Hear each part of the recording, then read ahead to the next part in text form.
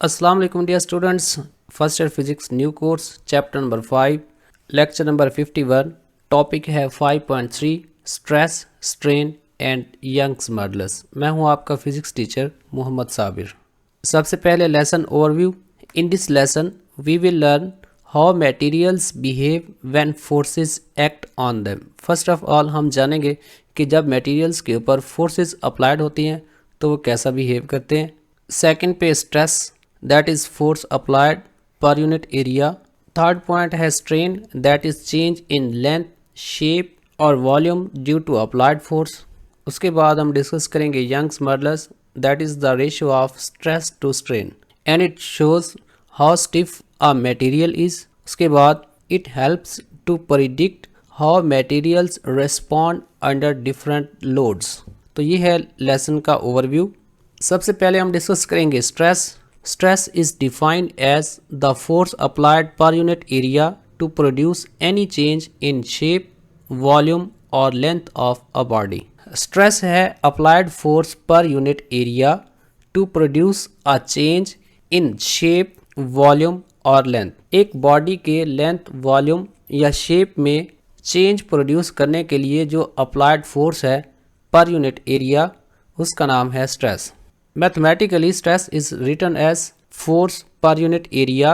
Stress को sigma से represent किया जाता है, that is force per unit area. The SI unit of stress is newton per square metre which is given the name pascal. Stress का SI unit है newton per square metre, that is newton metre raise to power -2। इसको pascal भी कहा जाता है। It may cause a change in length, volume and shape. Stress एक body के length, volume या शेप में चेंज प्रोड्यूस कर सकती है।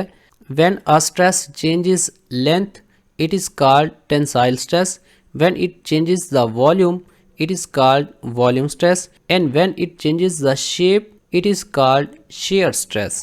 ये स्ट्रेस की कुछ टाइप्स हैं। जो स्ट्रेस बॉडी की लेंथ चेंज करे उसका नाम है टेंसाइल स्ट्रेस, जो वॉल्यूम चेंज करे उसका नाम है वॉल्यूम स्ट्रेस और जो शेप चेंज करे उसका नाम है shear स्ट्रेस। अगर आप यहाँ पे डायग्राम में देखेंगे तो stress is applied force per unit area. इस यूनिट एरिया पे लगने वाली अप्लाइड फोर्स का नाम स्ट्रेस है। उसके बाद है strain. Strain is a measure of deformation of a solid when a stress is applied to it. जिस वक्त आप एक बॉडी के ऊपर स्ट्रेस अप्लाई करते हैं तो स्ट्रेस के बायस जो उसमें डिफॉर्मेशन प्रोड्यूस होता है उस डिफॉर्मेशन का मेजर स्ट्रेन कहलाता है। मिसाल के तौर पे यहाँ पे एक रॉड है जिसकी इनिशियल लेंथ है L0। अगर आप इस पे राइटवर्ड एक फोर्स लगाओ और लेफ्टवर्ड फोर्स लगाओ तो इसकी लेंथ जो L0 थी वो चेंज होके बन जाती है L + L0। तो इसकी लेंथ में आ गया चेंज। अब ये कितना चेंज आया, इस चेंज का मेजर स्ट्रेन कहलाएगा।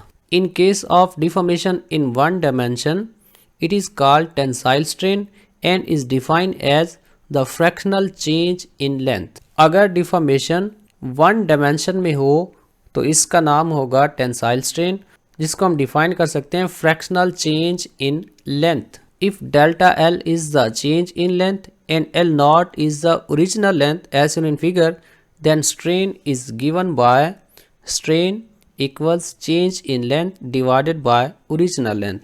स्ट्रेन को E से रिप्रेजेंट किया जाता है और चेंज इन लेंथ है डेल्टा L, ओरिजिनल लेंथ है L0। क्योंकि दोनों लेंथ हैं, ऊपर भी लेंथ है नीचे भी लेंथ है, अगर आप इसके यूनिट लेंगे तो ऊपर भी मीटर नीचे भी मीटर आपस में कैंसिल हो जाएंगे, तो स्ट्रेन का कोई यूनिट नहीं होता। Since strain is the ratio of lengths it is dimensionless and therefore has no units. क्योंकि ये दो लेंथ्स के दरमियान रेशियो है जो कि सिमिलर क्वांटिटीज़ हैं, उस वजह से इसके यूनिट्स भी कैंसिल हो जाते हैं आपस में और ये डायमेंशनलेस क्वांटिटी है। If strain is due to tensile stress it is called tensile strain. If it is produced as a result of compressive stress, it is termed as compressive strain. अगर strain होगा tensile stress की वजह से तो इसका नाम होगा फिर टेंसाइल स्ट्रेन, और अगर कंप्रेसिव स्ट्रेस की वजह से है तो फिर इसका नाम है कंप्रेसिव स्ट्रेन। उसके बाद है volume strain. When the applied stress changes the volume the change in volume per unit volume is known as volumetric strain such as shown in figure. अगर आप यहाँ पे देखेंगे तो दिस इज इनिशियल वॉल्यूम जिसका नाम है V, और अगर इसकी साइड्स के थ्रू फोर्सेस अप्लाई करो, इन फोर्सेस की वजह से ये कंप्रेस होके इस स्मॉल क्यूब की शेप में आ गया, तो इसके वॉल्यूम में जो डिक्रीज आया that is V minus delta V। अब क्योंकि इसका वॉल्यूम कम हो गया, बढ़ जाना या कम होना ये होता है चेंज हो जाना, तो यहाँ पे वॉल्यूम में चेंज आया तो इसका नाम है volumetric change. If delta V is the change in volume and V naught is the original volume, then strain is given by, अगर डेल्टा V है वॉल्यूम का change and V naught is the original volume, then strain ऐसा define करेंगे volumetric strain that is EV equals delta V divided by V naught, where delta V is change in volume and V naught is the original volume. Since volumetric strain is the ratio of volumes, it is dimensionless and therefore has no units. क्योंकि ये दो volumes के दरमियान ratio है, अगर आप volume का unit लेंगे तो ऊपर क्यूबिक मीटर और नीचे भी क्यूबिक मीटर, ये आपस में कैंसिल हो जाएंगे, तो स्ट्रेन का कोई डायमेंशन भी नहीं होता और यूनिट भी नहीं होता। उसके बाद है shear strain. Let y be the distance between two opposite faces of a rigid body as in figure which are subjected to shear stress. फर्ज करें एक बॉडी है ये, और इसका एक फेस ये लोअर फेस है और ये है अपर फेस, इन दोनों फेसेस के दरमियान डिस्टेंस है y। आप इस अपर फेस के ऊपर राइट वर्ड एक स्ट्रेस अप्लाई करते हैं दैट इज F, तो स्ट्रेस के बायस जो इसका अपर एरिया है वो डेल्टा x डिस्प्लेसमेंट आगे की तरफ मूव कर जाता है इस तरह कि यहाँ पे एंगल बन गया theta. One of its face slides through a distance delta x, then shear strain is produced which is given by, इन दो फेसेस में से फेज A डेल्टा x जितना आगे की तरफ बढ़ गया और इस वक्त शेयर स्ट्रेन बनेगा, shear strain that is gamma equals delta x divided by y, और इसको आप टेन थीटा के इक्वल भी लिख सकते हैं, तो गैमा इक्वल्स टेन थीटा। अगर ये चेंज इतना ज़्यादा ना हो, मीन्स डेल्टा x अगर स्मॉल होगा तो थीटा स्मॉल होगा, and for small value of angle theta that is measured in radian, tan theta is almost equal to theta. जिस वक्त एंगल स्मॉलर होगा तो उस वक्त टेन थीटा की तकरीबन वही वैल्यू होगी जो थीटा की वैल्यू होगी, और इस वक्त गैमा आएगा थीटा के इक्वल। उसके बाद है Young's modulus.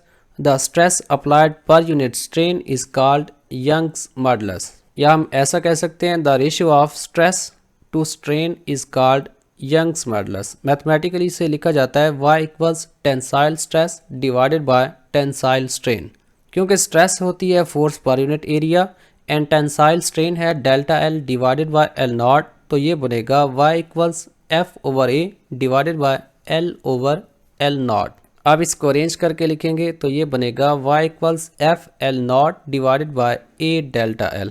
This is the formula of Young's modulus. अगर आप यूनिट देखेंगे तो स्ट्रेस का unit newton per square metre है या पास्कल, और स्ट्रेन का कोई यूनिट नहीं होता, तो यंग्स मॉडुलस का unit newton per square metre होता है या पास्कल होता है। It has the same unit as that of stress and this is newton per square metre.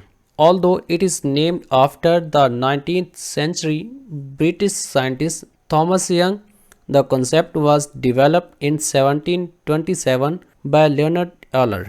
Young's modulus जो एक ब्रिटिश साइंटिस्ट थॉमस यंग के नाम से मंसूब है, इसका कॉन्सेप्ट 1727 में दिया गया था बाय लियोनार्ड ऑलर। ये था हमारा आज का लेक्चर। नेक्स्ट लेक्चर है 52, टॉपिक है 5.4 determination of Young's modulus of a wire. अगर आपका इस टॉपिक में कोई क्वेश्चन है तो आप कमेंट सेक्शन में लाजमी पूछिएगा। हमारा व्हाट्सअप नंबर है, यहाँ से भी आप डिस्कस कर सकते हैं। द ग्रेविटी स्फीयर हमारा फेसबुक पेज है, आप इसको फॉलो कीजिएगा, और द ग्रेविटी स्फीयर हमारा यूट्यूब चैनल है, आप इसको सब्सक्राइब कीजिए ताकि हमारे आने वाले तमाम लेक्चर्स आप तक पहुँचते रहें। थैंक यू, अल्लाह हाफिज़।